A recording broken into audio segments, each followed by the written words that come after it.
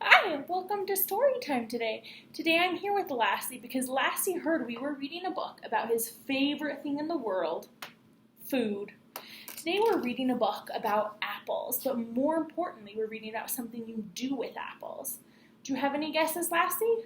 What's something you can bake or make with apples? No guesses? Let me see. It's something you put in the oven. Wonder if any of you have guesses. What's something you can make with apples that you might put in the oven, and it's pretty sweet, and you would love to eat it, Lassie? It is an apple pie for dinner, and that's our story today. And that sounds like a very, very delicious dinner, if you ask me. One day, old Granny Smith wanted an apple pie for dinner. She looked around her cozy kitchen. She had flour and butter. She had sugar and spices. But there was one thing that she didn't have. She didn't have any apples. Granny Smith had plums, lots of plums, a tree full of purple plums. But you can't make apple pie from plums. I might find someone who has apples but needs plums, Granny thought. So she filled a big basket with plums from her tree. Then she put on her bonnet and she pulled on her shawl, and off she went. Soon Granny met some chickens and a goose on the road. Cluck, cluck, honk, honk, the noisy bird squawked. A young woman was feeding them. I have some plums, Granny. I don't know if you can hear, that's Lassie. He's playing under the table. He got very excited now that we're talking about plums and we're talking about baking.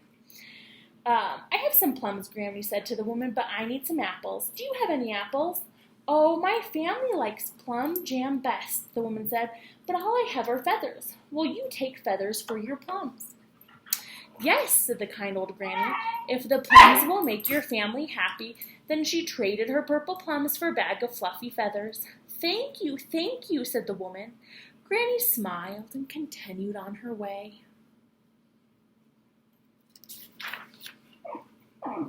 Soon Granny came to a beautiful garden where she heard a girl and a boy arguing. Cotton, yelled the girl. Straw, shouted the boy. May I help? Asked Granny. Mama is making a pillow. I think cotton is the best stuffing. My brother thinks straw is the best, the girl. Feathers make the best stuffing, said Granny. They're softer than cotton and straw. Here, Granny reached into her basket. She gave the bag of fluffy feathers to the children. Thank you, they said. I'm looking for apples, Granny said. Do you have any? We don't have any apples, said the children, but here are some sweet-smelling flowers. Granny smiled and continued on her way. Soon Granny met a young prince, dressed in his finest clothes. He was going to see his lady love, but he looked sad. May I help you? Asked Granny. I forgot the ring for my lady, and it's too late to turn back, so I have no gift for her. Here's a gift for her, said Granny. She handed the prince the sweet-smelling flowers.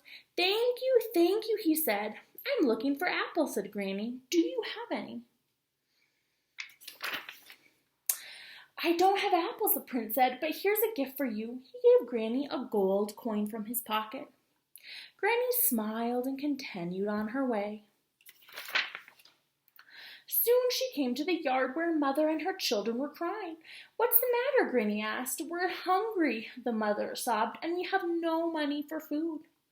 Take this, said Granny, and she gave the mother the gold coin. Use it to buy food. Thank you, the mother said. I'm looking for apples, Granny said. Do you know where I might find some?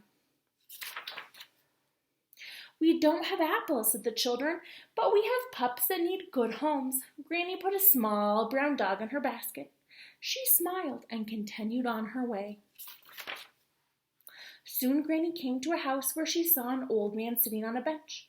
He looked unhappy. I'm lonely, he cried. You need a dog to keep you company, Granny said. She lifted the puppy from the basket.